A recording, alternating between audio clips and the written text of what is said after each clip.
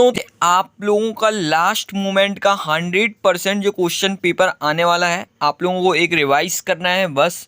और आप लोगों को जो जो बता रहे हैं वो सब एक बार अच्छे से आप लोग हर चीज़ देख लीजिएगा। वीडियो जरूर लेट आ रहा है, लेकिन आप लोग को ये सारी चीज़ें पेपर में 100% देखने को मिलने वाली हैं, ठीक है ना। तो आप लोगों ने अभी तक यदि अपने यूट्यूब चैनल को सब्सक्राइब नहीं किया है, यूट्यूब चैनल को सब्सक्राइब कर दीजिएगा। बेल आइकन को प्रेस नहीं किया है, बेल आइकन को भी प्रेस कर दीजिएगा। चलिए अपन लोग अब वीडियो को स्टार्ट करते हैं। तो चलिए सबसे पहले हम आप लोगों को बताते हैं यहाँ पे कि आप लोगों को देखिए बोनस मार्क्स कहाँ से और मिलने वाले हैं। गद्यांश से मिल जाएंगे और आप लोगों को पद्यांश से बोनस मार्क्स मिल जाएंगे, ठीक है ना। तो आप लोग गद्यांश पद्यांश तो आप लोगों से ऐसे ही बन जाएगी। तो ये आप लोगों का एक बोनस पोर्शन रहेगा जो आप लोगों का 10 नंबर का पेपर में आता है, ठीक है ना। चलिए आप लोग ऑब्जेक्टिव की बात करेंगे और समास देखेंगे, जो आपका 100% कन्फर्म है कि आप लोगों का जो समास का पोर्शन है वो 3 नंबर का आएगा, या फिर अब त्रैमासिक पेपर है तो इसमें 4-5 नंबर का भी आ सकता है, ठीक है। तो बहुत इंपॉर्टेंट है, आप लोगों को हर एक चीज़ बहुत ही अच्छे से करनी है। तो ये सारी चीज़ें जो हमने आप लोगों को डिज़ाइन करी है, ये सारे डिस्ट्रिक्ट को देखते हुए करी है। सबसे पहले ये भी हम आपको बता देते हैं, ठीक है। चलिए तो अपन लोग यहाँ पे सबसे पहले समझते हैं कि ये द्वंद्व समास क्या होता है। एक जैसे जो होते हैं, लाइक देखिए यहाँ पे समझिए, कृतय, हरिहरो, पितरो, राम लक्ष्मण या माता पिता, इस टाइप के नाम आते हैं। तो आप लोगों को ये देखने को मिलेगा द्वंद्व समास पे, ठीक है ना। आप लोगों को ये सारे कर लेना है, जितने भी ये आपको दिख रहे हैं ये आप लोगों के लास्ट ईयर कुछ सालों में बहुत बार रिवाइज हो चुके हैं, वो सारे हमने आप लोगों को दिए हैं, ठीक है। तो आप लोग इनके नाम देख लीजिएगा और समझाने का तरीका भी हम आप लोगों को बता देते हैं। जैसे ये द्विगु समास है, तो आप लोग कोई चीज़ को देख के कैसे समझोगे, जैसे गिनती रहती है इसमें। देखो अब यहाँ पे समझो त्रिभुवन, त्रि आ रहा है, त्रि मतलब क्या होता है संस्कृत में 3।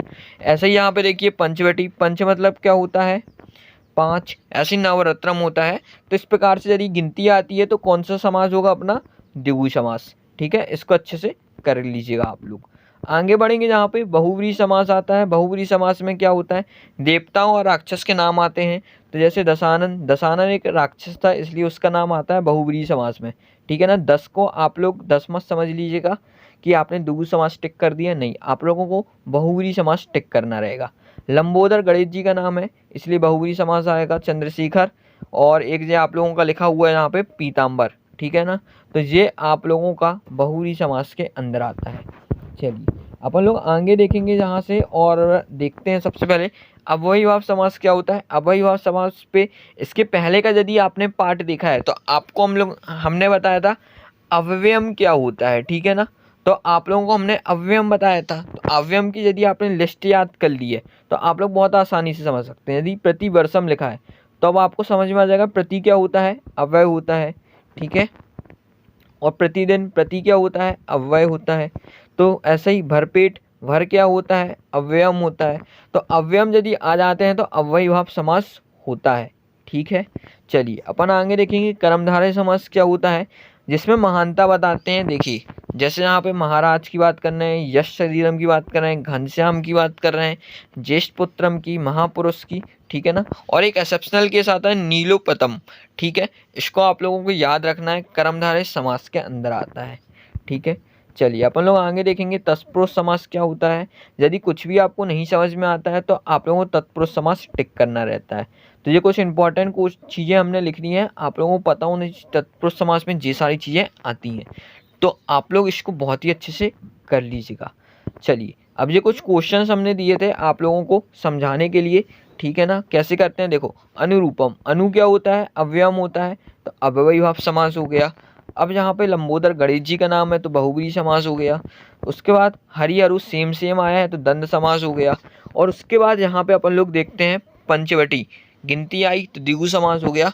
और जलमग्न, कुछ नहीं समझ में आया तो तत्पुरुष समास हो गया, ठीक है ना। इस प्रकार से अपन को सारी कुछ देख लेना है।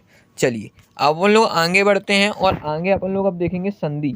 संधि आप लोग कैसे कर सकते हैं और संधि को कैसे पहचानेंगे, बहुत ही इंपॉर्टेंट टॉपिक है ये। आप लोगों का 100% पेपर में इसके क्वेश्चंस आते हैं, ठीक है। और आप लोगों को ये चीज़ बता दें कि आप लोगों को ये कम से कम 4 से 5 नंबर का पेपर में आता ही आता है, ठीक है। तो आप लोगों को ये टॉपिक को करना बहुत ज़रूरी है। चलिए स्टार्ट करेंगे। सबसे पहले स्वर संधि आती है, उसके टाइप आते हैं दीर्घ संधि। बहुत इंपॉर्टेंट है और बहुत ही आसान है समझना। यहाँ पे देखिए जितनी भी संधि हमने आपको लिख के दी हुई है ये सारी लास्ट ईयर से बहुत बार रिवाइज हो चुकी हैं, ठीक है, सब इम्पोर्टेंट है। तो आप लोग इन सबको एक बार देखते हुए भी चलिएगा। चलिए अब हम समझाते हैं आपको समझना कैसे है कि ये दीर्घ संधि है। जैसे ये लिखा हुआ है विद्यालय, ठीक है, विद्यालय को अपन ने तोड़ा विद्या प्लस आलय में, तो विद्या के बाद जो लास्ट में आ की मात्रा लगी है और यहाँ पे यदि आ आता है, ठीक है ना, तो ये आपकी दीर्घ संधि होती है। देखिए कैसे, एक बार फिर से समझिएगा। जैसे जहाँ पे लिखा है कपीस, तो अपन ने क्या करा, कपी प्लस ईस लिखा। देखिए जे पा में जो मात्रा लगी है वो कौन सी लगी है, ई की लगी है, और जहाँ पे बाद में जो टूट के बना है उस पर ई बना हुआ है, ठीक है ना। यदि इस प्रकार का आता है तो वो कौन सी संधि होती है, दीर्घ संधि। एक और एग्जाम्पल लिखते हैं भानुदय। यहाँ पे देखो भानु प्लस उदय, यहाँ पे नाम में अपन को ऊ की मात्रा लगी और यहाँ पे ऊ बना हुआ है, तो आप लोग की कौन सी संधि हो जाएगी, दीर्घ संधि। इसी प्रकार से ग्रीस देखते हैं, ग्री प्लस ईस, देखो रा में ई की मात्रा लगी है और ई यहाँ पे बना है, तो आपको अब समझ में आ गया होगा कि दीर्घ संधि होती क्या है और पहचानते कैसे हैं।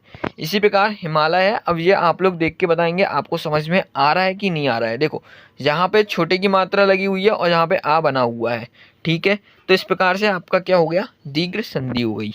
चलिए अपन लोग आगे बढ़ेंगे। और गुण संधि क्या होती है, जिसमें ए की मात्रा लगी रहती है, ओ की मात्रा लगी रहती है, वो गुण संधि होती है।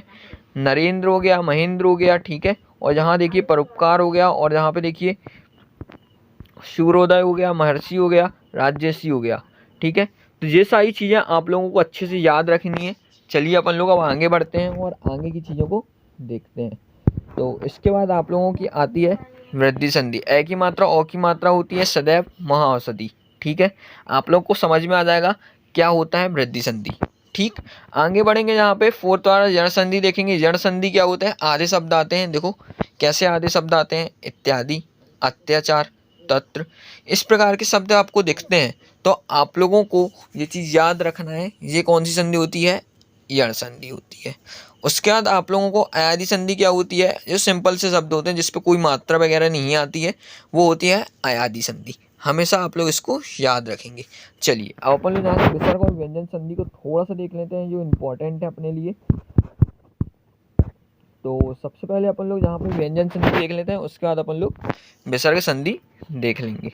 चलिए व्यंजन संधि क्या है अपनी, यहाँ पे जब भी इस प्रकार का कुछ आपको मिलता है, आधा चा और पूरा चा, आधा जा या पूरा जा, तो आप लोगों को विसर्ग संधि करना है। देखो सज्जन, दिग्गज, तलय, आधा ला और पूरा ला है ना, तो आप लोग समझ जाएंगे कि ये कौन सी संधि है, व्यंजन संधि है। इसके बाद यदि कोई भी शब्द के ऊपर बिंदी रखी हुई है, संचार, ठीक है ना, अलंकार, तो आप लोगों को इस प्रकार से कौन सी संधि हो जाएगी, व्यंजन संधि।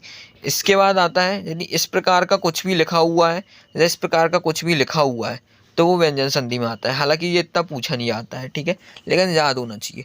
उसके बाद सदाचार, जगदीश, बगीश, ये तीन इंपॉर्टेंट है, बहुत याद रखिएगा, व्यंजन संधि होता है। चलिए अब अपन लोग देखते हैं यहाँ पे विसर्ग संधि क्या होता है।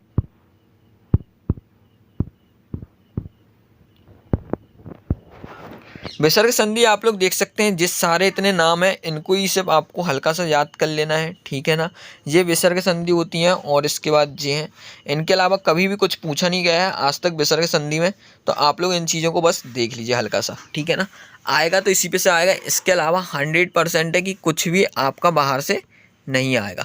तो आप लोग इतनी जितनी चीज़ बताई है आप लोग इनको तो बहुत ही अच्छे से कर लीजिए। आज के पेपर के लिए आप लोगों को बेस्ट ऑफ लक, क्योंकि टाइम अब बहुत कम बचा हुआ है। आप लोगों को जितना कुछ बताया है उतना कर लीजिएगा, आप लोग बहुत ही आसानी से पास हो जाएंगे। अभी यदि हमें टाइम मिलता है तो हम आप लोगों के लिए एक और वीडियो का पार्ट लेके आएंगे और भी चीज़ें आप लोगों को बताएंगे कि आप लोगों को चीज़ें करनी कैसे हैं, ठीक है ना। तो आप लोग यदि यूट्यूब चैनल को सब्सक्राइब नहीं किए हैं, यूट्यूब चैनल को सब्सक्राइब कर दीजिएगा, बेल आइकन को प्रेस कर दीजिएगा। और अब अपन लोग मिलने वाले हैं अगली वीडियो पर।